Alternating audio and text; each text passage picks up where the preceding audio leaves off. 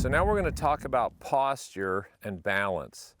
Again, that balance thing's a word that they throw around. Well, just get in balance, get on the balls of your feet. Well, what does that really mean? Because when you talk about the body and how it relates to balance, if you get too far out on the balls of your feet, even though you feel like you're ready to go, it actually locks up your hips because your body thinks you're going to fall down. So what is actually balance? So if I stand here and I'm just relaxed, I'm just standing here looking, right now my knees are right over my ankles. The key is my toes are quiet. Now, can I feel my heels? Yes. Can I feel the balls of my feet? Yeah, but I'm not leaning out here on the balls of my feet. I'm not sitting back on my heels because your toes need to be quiet. So if I get too far forward, my toes grab. If I get too far back, my toes lift. So you have in you a multi-million-year balance device called your toes, and it's going to tell you relative to your physiology when you're on and off balance. So I stand up, my toes are quiet. So now how am I going to bend to the ball? If I put a club right here on my back, and it's touching the tops of my hips and it touches my mid-back with my normal standing posture. Now, what you don't want to do is force this. I mean, I'd like to think I'm like that, but if I tried to play from there, are you kidding me? So you don't want that, and you certainly don't want this. So you take your normal standing posture, and now all you're going to do is push your hips back. Normal standing posture, put your hips back. So if you watch my knees have bend in them, but they have bend not because I went this way, they have bend because I pushed my hips backwards. I'm still in the center of my feet, and my toes are still quiet. Set up, stand, nice and relaxed, push my hips back. Now basically from there, I've got my grip. Now I'm set up to hit the ball. But that whole key is to push your hips back so your toes are quiet. If your toes are grabbing or if your toes are lifting, you're off balance. Now, the other thing, because my right hand is a little lower on the club than my left, there's going to be a slight, when I bend like that, there's going to be a slight tilt. So if I were to take this club and I stood, pushed my hips back, and then I tilted just enough to the right where that club hit my left leg, that's exactly where I have to be to offset the fact that my right hand is a little lower on the club than my left. So again, let's just review this. We've got quiet toes. I mean, that's one of the best things. Once you get that, you've got this club. Now you're going to push your hips back.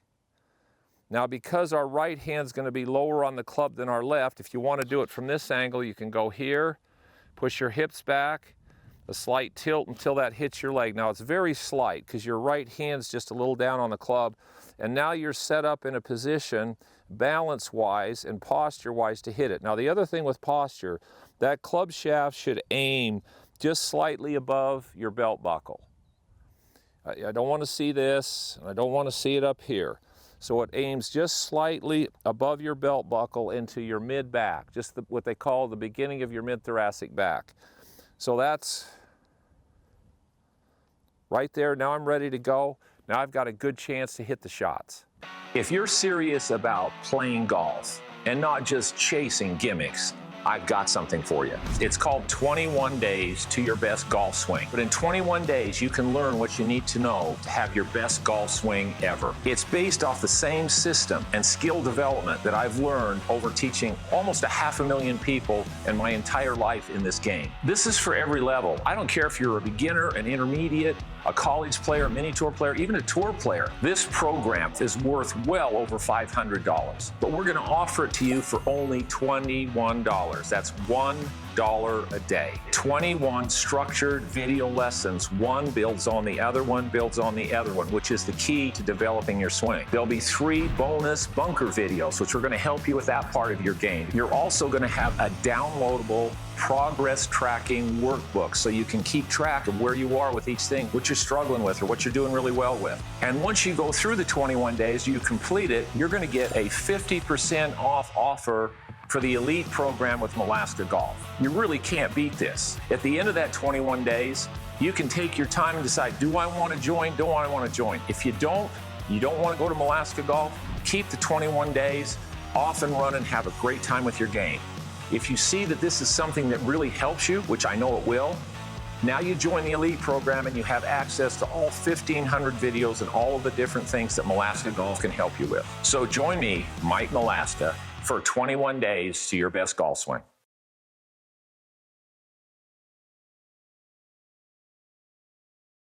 The waggle drill. Now this isn't really a drill, this is a critical skill that every good player develops. And so what is a waggle? Well, when I set up to the golf ball, when you watch good players, when they set up, they're moving the club around. Well, what are they doing? Is there a reason for that? Yes, a very specific reason. So whatever it is you're working on in your swing. So let's take the typical person that takes the club way too much to the inside and they come over the top. If you're trying to change that and you're trying to get the club to swing in a different arc, if you walk up to the ball and you waggle the club where you don't want it to go, what you're telling yourself is you're imprinting that motion. You want to imprint the correct motion or feel right before you take the club away. So if I'm trying to change that, my waggle should look more like this. So instead of it going in here, the waggle is a small version of what my swing needs to be. So if I'm going to waggle the club, I'm waggling it like this, and that's how I waggle the club. So I'm doing this. Now what happens is, when I do that, then as the waggle gets bigger, all that is it's a small version of my full swing. So the waggle is triggering for me the feel for what my swing is going to do. So whatever you're trying to work on in your swing, whatever you want your swing to do, when you come up to the ball and you get ready to go, you have to work the waggling. Let's say, for instance, you're trying to take the club a little lower to the ground, or you're trying not to open the face. You want the face to stay a little more square. So then your waggle should look like this. So then you're waggling the club to get the face to work. And once you get that feel, then you just take it back and hit the ball. So waggle is really, really critical. What I see with most amateurs, they're not even consciously aware of what they're doing with the club. They're moving it. And they're moving it usually in a manner that has no relevance to what they want the club to do. In fact, most of the time it's doing what they don't want it to do. So again, waggle's critical. You want it to reflect what it is you're trying to do in your swing. I don't care what you're working on. It could be your hip, whatever, but the waggle has to reflect what you want your swing to do. Then once you get the feel in the waggle, then all you do is increase it, hit the ball. You do that and you're going to have a lot more success with what you're working on the golf course. Hi, I'm Mike Malaska. Go to malaskagolf.com to take a look at the M system. This is the most important part of the site because it's a process. It goes skill number one, task number one, and it takes you through the golf swing rather than randomly being out there trying to put it together, which virtually hardly anybody figures that one out. So make sure you go to malaskagolf.com, sign up so you can see how to really build your game the right way so you don't ever lose it again.